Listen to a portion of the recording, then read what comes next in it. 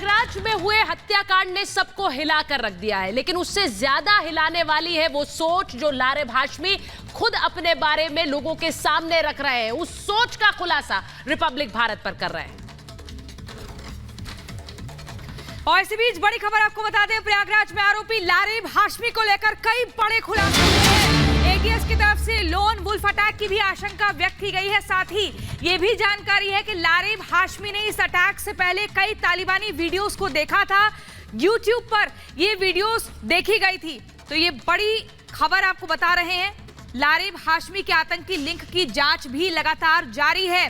प्रयागराज में आरोपी लारेब हाशमी को लेकर जांच में कई बड़े खुलासे हुए हैं, जिसमें मुख्य तौर पर यह है कि तालिबानी सजा के यूट्यूब पर कई वीडियोस देखे थे और ऐसे में एटीएस को लोन वुल्फ अटैक की आशंका है। लोन वुल्फ अटैक का मतलब यह है जिसमें किसी बड़े हथियार की जरूरत नहीं पड़ती है, जिसमें किसी बड़ी टीम की जरूरत नहीं पड़ती है, अकेला इंसान ये हमला कर सकता है।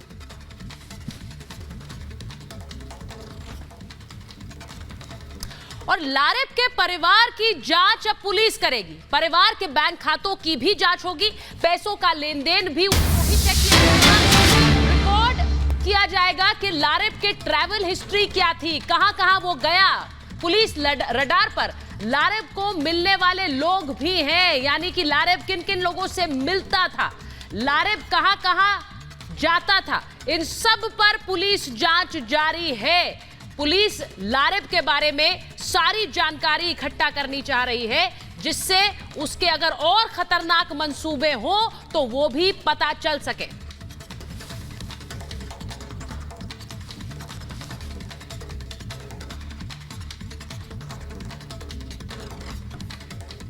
तो चलिए इसी खबर पर हम सीधा ग्राउंड जीरो में चलेंगे और हमारी टीम लगातार मौजूद है। गायत्री और अनामिका सिंह लगातार बनी हुई है। अनामिका सिंह, आपके पास पहले आते हुए, लारेब हाशमी के घर के आसपास आपकी मौजूदगी है। आपने वहां आसपास के लोगों से भी बातचीत करने की कोशिश की, लेकिन किसी से संपर्क नहीं हो पाया। क्या कुछ और बड़ी जानकारी मिल रही है? लोन वुल्फ अटैक को लेकर एटीएस का शक व्यक्त हो रहा है।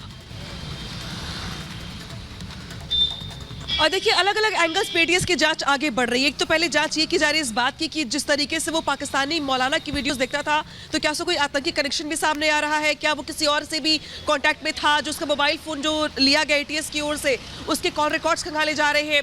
दूसरा ये कि जो उसकी फैमिली थी, उसकी फैमिली की अर्निंग सोर्सेज क्या क्या है, इस बात को लेकर भी चेक किया जा रहा है। क्योंकि पोल्ट्री फार्म से लेकर के, और ये भी दरअसल माना जा रहा है कि उसके घर में एक दो लोग नौकरी भी करते थे।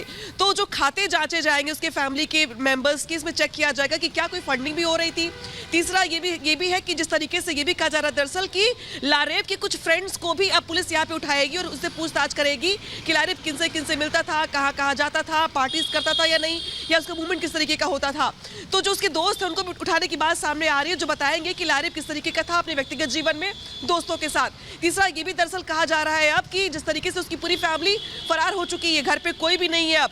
तो ऐसे में जो उसकी इंटरनेट हिस्ट्री है, जो उसकी इंटरनेट सर्फिंग है, वो भी चेक की जाएगी, खाते तलाशे जाएंगे, मोबाइल फोन चेक किया जाएगा।